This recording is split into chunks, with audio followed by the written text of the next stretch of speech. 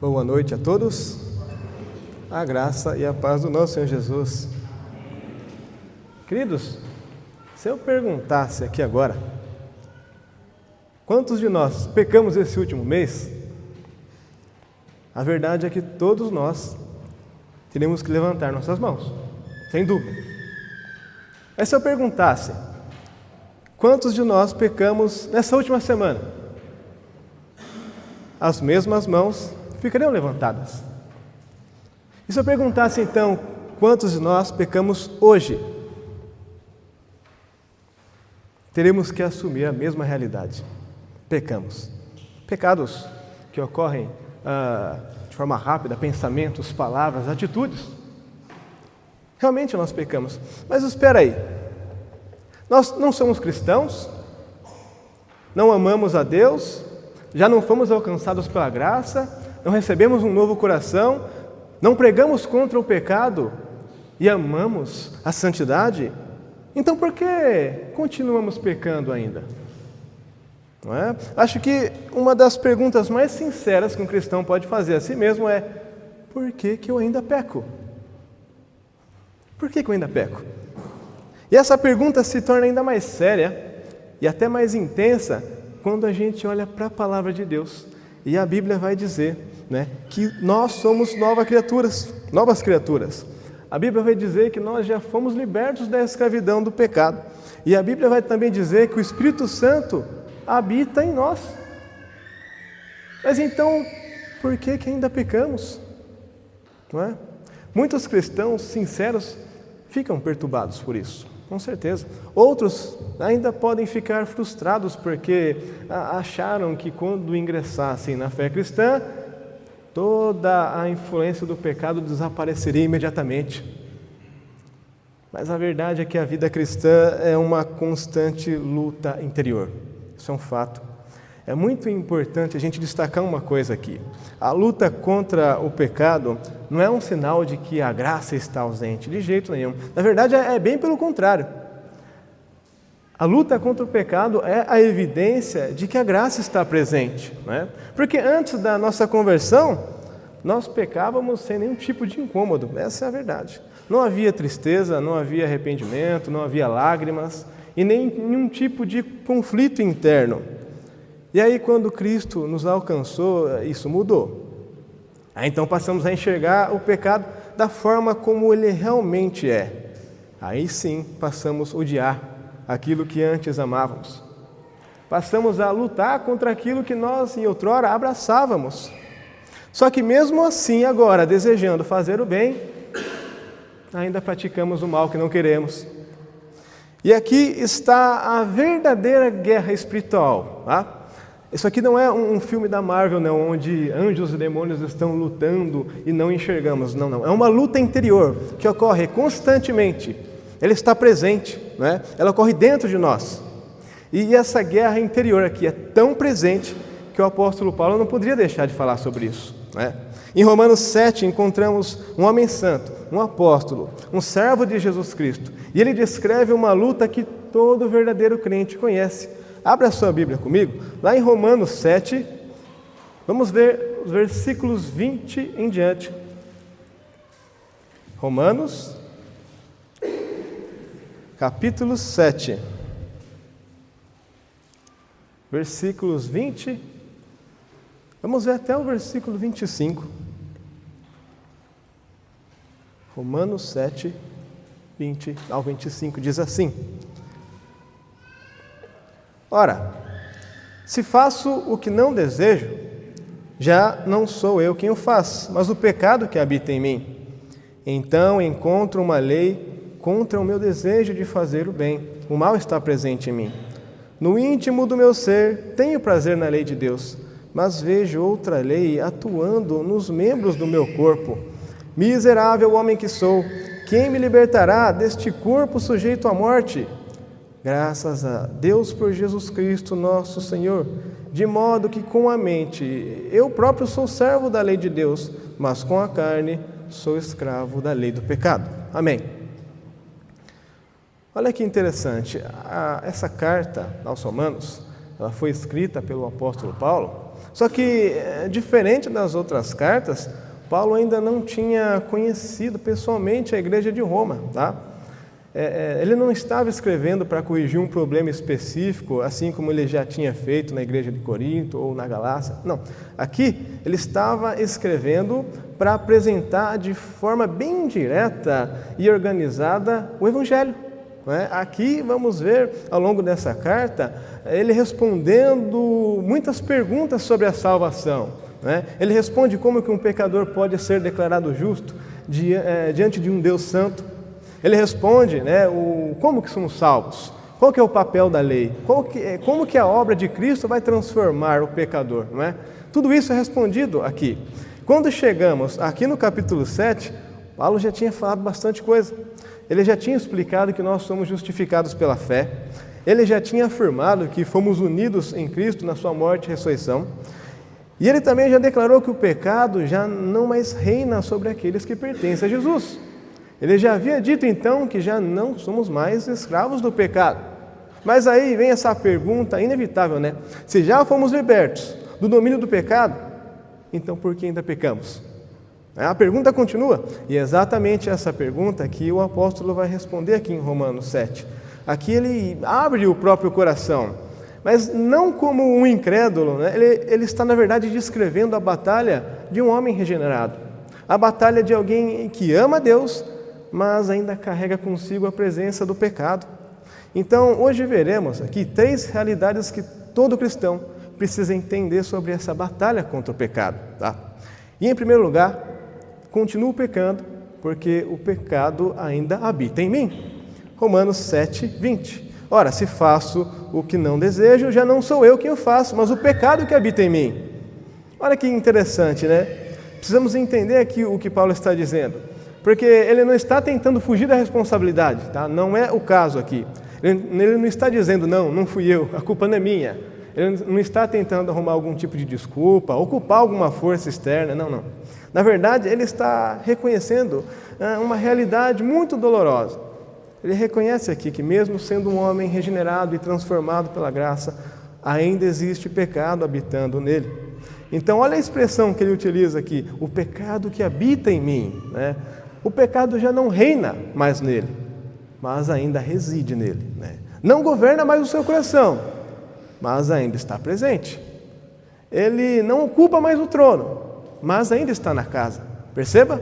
O pecado está presente, não como algo dominante, mas permanece. E essa é uma verdade que todo cristão precisa compreender, porque a conversão não remove imediatamente toda a corrupção da nossa natureza.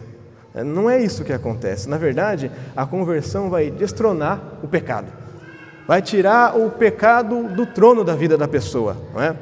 E aí, então o apóstolo Paulo, no versículo 18 diz, porque eu sei que em mim, isto é, na minha carne, não habita bem nenhum. Olha que declaração. Quem que está dizendo isso? Será que é um pagão distante? Não é. É o próprio apóstolo Paulo dizendo que não habita bem nenhum em si mesmo, na própria carne. Então, o apóstolo Paulo, veja bem, ele pregou o Evangelho, ele plantou igrejas. Ele escreveu boa parte do Novo Testamento, E mesmo assim ele faz essa declaração. E aí entendemos que quanto mais Paulo cresce em santidade, mais consciente ele se torna da profundidade do seu pecado, E isso acontece frequentemente, Frequentemente. Porque veja bem, quando o cristão começa a sua caminhada, a sua jornada cristã, ele sabe que é pecador e também sabe que Jesus é o seu Salvador. Só que na medida em que esse cristão avança, ele acaba descobrindo que é mais pecador do que imaginava. E também descobre que Cristo é um Salvador maior do que ele imaginava. Isso acontece. Muitos acreditam que a maturidade espiritual é quando você não enxerga pecado em si mesmo, Mas o que acontece é o contrário. Quanto mais perto da luz estamos, mais a sujeira aparece. Isso é um fato. Veja bem, um quarto pode até parecer limpo durante a noite, mas basta amanhecer o dia e você abrir a janela, que a luz vai mostrar toda a sujeira que estava oculta, que estava escondida. Isso acontece. Então acontece isso com o cristão, quanto mais ele conhece a santidade de Deus, mais ele acaba percebendo a corrupção que ainda habita nele. E então aqui, nesse texto, Paulo, ele sofre, né? Ele lamenta, ele chora, é doloroso. Não porque o pecado ainda domina a sua vida, mas porque ele passou a enxergar o pecado como Deus o enxerga. Isso é bastante sério. E não é exatamente isso que acontece conosco. Porque veja bem, antes da nossa conversão, havia pecados que nem sequer nos incomodavam. Isso acontecia. O orgulho, a vaidade, a mentiras, a impaciência, o egoísmo, palavras duras, pensamentos impuros. Vivíamos tranquilamente, não é? Dormíamos tranquilos. Só que uma coisa mudou quando Cristo nos alcançou. Hoje, uma palavra errada já pesa na consciência, já é doloroso, né? Uma atitude egoísta, pronto, você já sente, você sabe. Um pensamento pecaminoso e pronto. Dói. O pecado dói. E por que isso acontece? Porque agora existe uma nova natureza lutando dentro de nós. Agora existe vida, existe a graça, existe o próprio Deus, o Espírito Santo operando em nossos corações. E louvado seja Deus por isso. Louvado seja Deus, porque a pior coisa que poderia acontecer é nós pecarmos e sermos indiferentes. É nós pecarmos e vivermos em paz. Isso é horrível, isso é péssimo. O incrédulo até pode viver em paz, pecando, tá? Mas o cristão não. Ele não consegue, isso não funciona. Porque o pecado ele tem apenas uma morada momentânea no coração dos piedosos. É momentâneo, tá? Enquanto isso, o pecado acaba aqui fixando o seu trono no coração dos ímpios. No coração dos ímpios, o pecado ele reina sem nenhum tipo de oposição. Não há uma luta interior dentro dele, né? Então, assim como eu disse no começo, a luta não significa a ausência da graça. Não. É muito pelo contrário. A luta espiritual, essa batalha espiritual, na verdade, é uma evidência da presença da graça, porque um morto não luta. Uma pessoa que está totalmente morta, espiritualmente falando, não pode lutar, não existe uma batalha acontecendo. Somente quem recebeu a vida, né, luta contra aquilo, né, luta contra o pecado. E agora isso responde até uma parte da nossa pergunta, né? Por que eu ainda continuo pecando? Porque o pecado ainda habita em mim. Mas graças a Deus que ele não reina mais em mim. Em segundo lugar, o pecado faz parte da nossa natureza, mas agora já não pode mais fazer parte dos nossos planos. Veja mais uma vez o versículo 21 ao 23. Então, encontro uma lei contra o meu desejo de fazer o bem. O mal está presente em mim. No íntimo do meu ser, tenho prazer na lei de Deus, mas vejo outra lei atuando nos membros do meu corpo, guerreando contra o íntimo do meu ser, tornando-me prisioneiro da lei do pecado que está em mim. Então, veja bem, o apóstolo Paulo está dizendo aqui que o pecado já não mais faz parte dos seus planos. Não é que ele planeja, né? Muito pelo contrário, ele está dizendo que ele tem o desejo de fazer o bem. Só que aí, na prática, acaba aqui fazendo algo desagradável. Na prática, acaba cometendo uma falha. É interessante porque, veja bem, todo novo convertido, na empolgação do momento, acaba dizendo: eu nunca mais vou pecar. Adeus pecado, chega. Não quero nem mais saber. Isso é legal, isso é bom pensar assim. Só que depois acaba descobrindo que na prática o negócio é diferente. A batalha continua, mesmo após a conversão, não é? Então, veja bem, o apóstolo Paulo, ele já não ama mais o pecado, né? Pelas palavras dele, o que entendemos aqui é que ele odeia o pecado. Ele não está mais confortável. Agora ele está aflito, não é? Ele não está nem tentando justificar a própria prática. Agora ele está lamentando por si mesmo, né? É o que vemos aqui, ele está lamentando. Queridos, é triste, mas existem cristãos, eu vou dizer aqui, que não enxergam dessa maneira, não é? Alguns acabam se acomodando e quando pecam, dizem o seguinte: é assim mesmo, faz parte, normal. Isso aqui é a minha natureza, está tranquilo. Está errado. Irmãos, não façam isso, né? Vou dizer uma coisa, não se aceite da forma como você é, tá? Não seja conformado com o seu coração pecaminoso, não faça isso, tá? O verdadeiro cristão, na verdade, não pode, ele não vive em paz com o pecado que habita em si. Não, ele vive sempre guerreando, ele não aceita.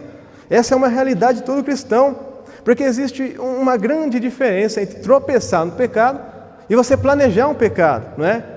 Existe a possibilidade de acontecer um tropeço de um crente fraco, ou a queda de alguém que foi surpreendido pela tentação. Isso acontece. Mas também existe aquele que prepara o caminho para a iniquidade. Aquele que acorda bem cedo com a intenção de pecar. Ele abre o espaço para a iniquidade. Ele cultiva esses desejos pecaminosos. Ele faz isso. É como se a pessoa dissesse o seguinte: eu sei qual é a vontade de Deus, eu conheço os mandamentos, eu já fui advertido, mas mesmo assim eu quero. É uma rebelião declarada. Queridos, o cristão verdadeiro, ele pode tropeçar, mas ele nunca, jamais faz amizade com o pecado. Ele comete erros, comete falhas, mas ele não consegue viver confortavelmente em rebelião contra Deus. Isso é incompatível. Por isso que quando Paulo diz: quando quero fazer o bem, o mal está presente em mim. Olha aqui, ele não está falando de desejo, é uma inclinação agora. Porque antes de Cristo, os planos de Paulo não incluíam agradar a Deus. Não, ele estava preocupado com a própria reputação, com a religiosidade dele, com o prestígio. Era essa a preocupação. E aí, uma coisa mudou. No íntimo do meu ser, tenho prazer na lei de Deus. Olha que coisa bonita, né? O pecado ainda habita nele, mas agora já não governa os seus desejos. Queridos, perceba que quando o ímpio ele comete os seus pecados, ele consegue viver sem nenhum peso, dor ou culpa. Ele não lamenta, nem um pouquinho. Na verdade, para o ímpio, pecar é tão natural quanto respirar. Nós mesmos, antes de sermos transformados, éramos assim. Fazíamos isso, pecávamos e não dávamos a mínima para Deus. Seguíamos os nossos próprios desejos pecaminosos e vivíamos como se Deus não existisse. Era isso que fazíamos, não é? Hoje, depois de regenerados, entendemos que, embora o pecado ainda faça parte da nossa natureza, ele já não governa mais o nosso coração. Não somos guiados pelo pecado. E aqui está uma das marcas mais profundas da transformação. Porque, veja bem, não é só uma mudança de comportamento, agora estamos falando de uma mudança de inclinação. Porque o ímpio, ele também pode fazer coisas boas, sabia? E ele faz. Ele consegue ser generoso, ele consegue ajudar. Só que tem uma diferença aqui. O ímpio não tem prazer na lei de Deus. Tá? Ele não tem prazer. O cristão regenerado, ele ama a lei de Deus. Ele deseja agradar a Deus. Ele encontra prazer na vontade de Deus. É algo bom e agradável. O regenerado, ele não obedece porque ele quer ser visto, ou por obrigação, ou porque ele tem medo do inferno, medo de perder a salvação. Não. Isso nem passa pela cabeça do regenerado. O que ele tem no coração é amor. Ele obedece por amor. E esse é o diferencial, não é? Por isso, o verdadeiro cristão, ele não fica ali buscando brechas para tentar manter algum tipo de pecado. Ele não fica buscando espaço para guardar um pecado. Na verdade, ele busca a libertação do pecado. Ele não tenta proteger nenhum pecado favorito, não, de jeito nenhum. Ele deseja ser livre de todos eles. Então, queridos, o pecado ainda pode estar presente no cristão, sim, mas não pode mais governar os seus planos. Tá? Em terceiro lugar, a solução para o pecado não está em mim, está em Jesus Cristo. Vamos ver o versículo 24. Miserável o homem que sou, quem me libertará deste corpo sujeito à morte? Então, depois de escrever toda essa luta contra o pecado, Paulo chega num limite, né? Olha que declaração forte. Porque, veja bem, já entendemos até aqui que o apóstolo Paulo ama a lei de Deus, e ele mesmo disse isso, que ele tem o desejo de obedecer, e que ele luta diariamente contra o pecado. mas ele ainda consegue perceber a sua fraqueza. Então ele exclama: miserável, o homem que sou. Essa aqui não é a voz de um incrédulo, não. E também não é a voz de alguém que desistiu da fé cristã. Também não. É a voz de um homem regenerado, que conhece a santidade de Deus. E justamente por isso, agora ele enxerga cada vez mais a corrupção que ainda habita nele. Então, assim como já disse no início, quanto mais perto da luz estamos, mais percebemos a sujeira. E é isso que está acontecendo com o apóstolo Paulo. Paulo, ele não está dominado pelo pecado, tá? Ele está bastante triste, muito triste. Queridos, você já olhou para si mesmo e teve esse mesmo choque de realidade? Antes de sermos alcançados pela graça, olha que coisa, né? Nós olhávamos para nós mesmos e não enxergávamos dessa maneira. Éramos cegos. Uma pessoa sem a graça é totalmente cega.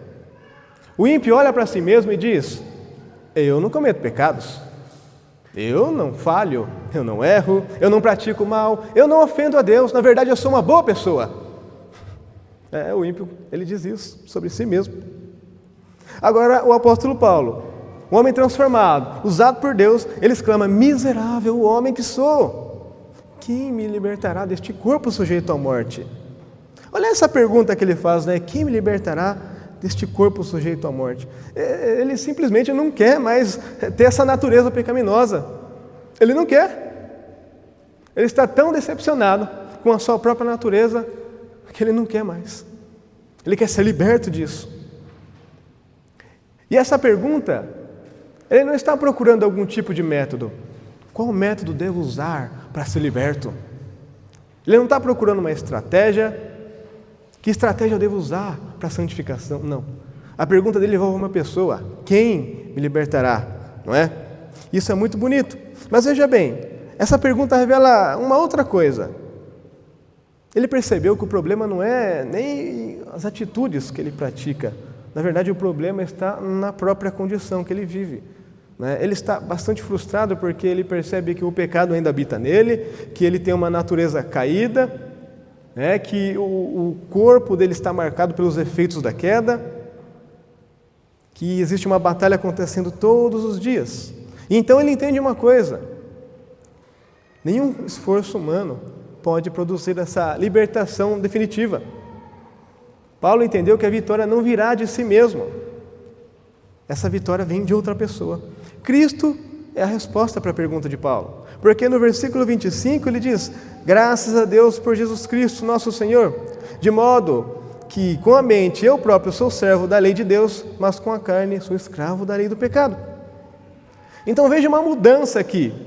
Porque no início nós lemos Paulo falando acerca de si mesmo, olhando para si mesmo, e lamentando, mas agora ele encontrou a resposta. E a resposta dele não está numa filosofia, em uma regra, não está em uma técnica, nem na própria força de vontade. A resposta que Paulo encontrou é Jesus Cristo. É como se Paulo estivesse dizendo: eu olhei para o meu próprio coração e encontrei miséria, mas aí então eu olhei para Cristo e encontrei esperança. É Cristo quem justifica o pecador. É Cristo que sustenta o pecador e que faz esse processo da santificação, e é Cristo quem consumará a salvação na glorificação. Toda a obra, perceba que pertence a Jesus Cristo. Tudo começa em Jesus Cristo, tudo continua por Ele e termina nele. Por isso precisamos ter paciência. Ter paciência. Porque enquanto estivermos vivendo aqui, ainda teremos essa natureza pecaminosa. Ainda nós vamos adoecer, isso é efeito do pecado. Vamos envelhecer, isso também é efeito do pecado. Seremos tentados, efeito do pecado. Vamos chorar, lamentar.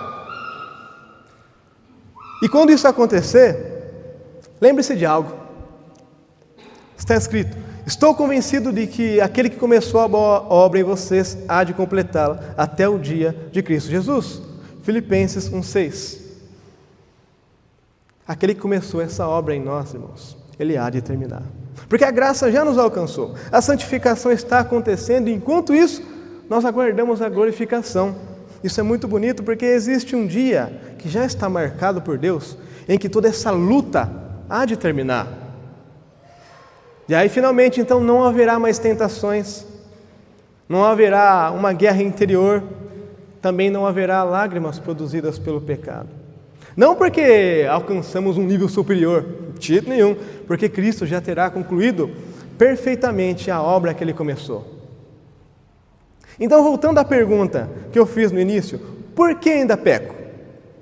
Hoje vimos que continuamos pecando sim, porque o pecado habita em nós. Vimos que embora o pecado faça parte da nossa natureza, ele já não mais faz parte dos nossos planos. Vimos que essa luta só terminará quando Cristo concluir completamente a sua obra em nós. Também podemos concluir que a luta não é uma ausência de graça. A luta é a evidência de que Deus já começou uma obra em mim e em você. Porque mortos não lutam. Somente quem recebeu a vida sente tristeza pelo pecado. Somente quem nasceu de novo sente prazer na lei de Deus. E então, finalmente, o cristão pode sentir paz. Ainda mais porque o texto ele continua em Romanos 8:1, é uma continuação direta. Ele diz assim: portanto, agora já não há condenação para os que estão em Cristo Jesus. Olha que coisa maravilhosa, né? Olha a beleza do Evangelho. Porque agora Paulo entende que a sua segurança nunca esteve na perfeição da sua santidade, na sua performance. De jeito nenhum. Sempre esteve na obra de Cristo. E essa também é a nossa esperança. Agora não caminhamos mais rumo à condenação. O trajeto mudou, agora estamos caminhando rumo à glorificação. O pecado ainda está presente, mas o seu domínio ele foi quebrado, ele já não domina mais sobre o salvo. A batalha, embora continue, ela continua mesmo, só que o resultado já foi decidido lá na cruz. Tá? Então chegará o dia em que a última tentação será vencida, a última lágrima será enxugada, a última confissão de pecado será feita, e então finalmente veremos o nosso Salvador face a face. Naquele dia não haverá mais guerra dentro de nós, porque Cristo terá concluído perfeitamente a obra que Ele começou em nós. Amém? Amém.